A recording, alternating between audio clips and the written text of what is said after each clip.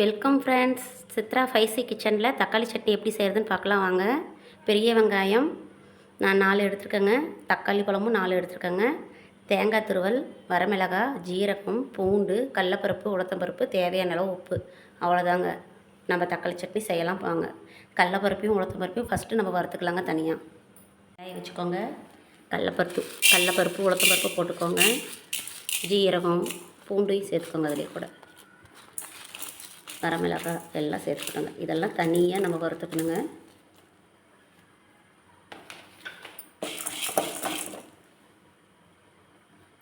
லைட்டாக ஆயில் ஊற்றிக்கலாங்க.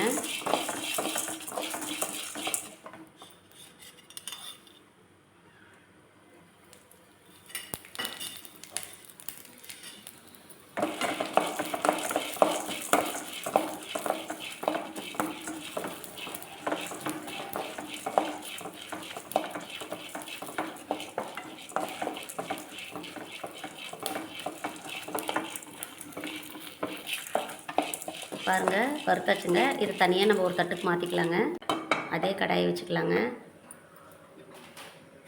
எண்ணெய் ஊற்றிக்கோங்க. வெங்காயம் தக்காளி வதக்கிக்கலாங்க.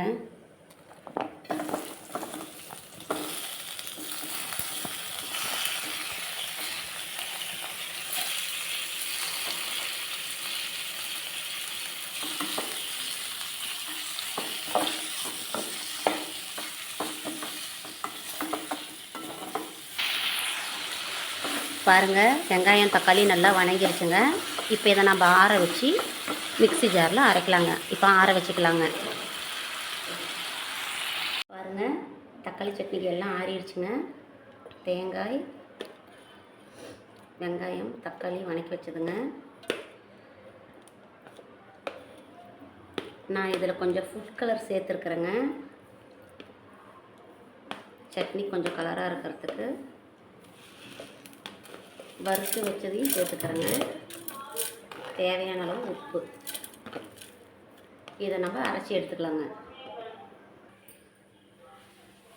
பாருங்கள், தக்காளி சட்னி ரெடி ஆயிடுச்சு. இப்போ நம்ம இதை ஒரு பாத்திரத்துக்கு மாற்றிக்கலாங்க.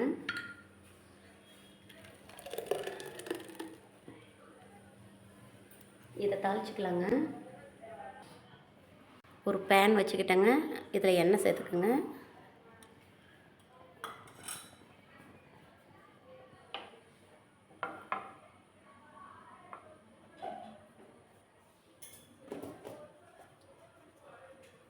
கடுகு சேர்த்துக்கோங்க.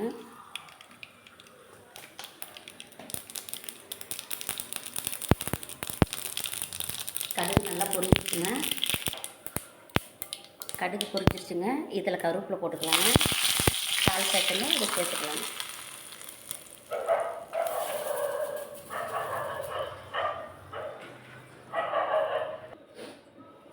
பாருங்கள், தக்காளி சட்னி தாளிச்சாச்சுங்க. அவ்வளோதாங்க, தக்காளி சட்னி ரெடி.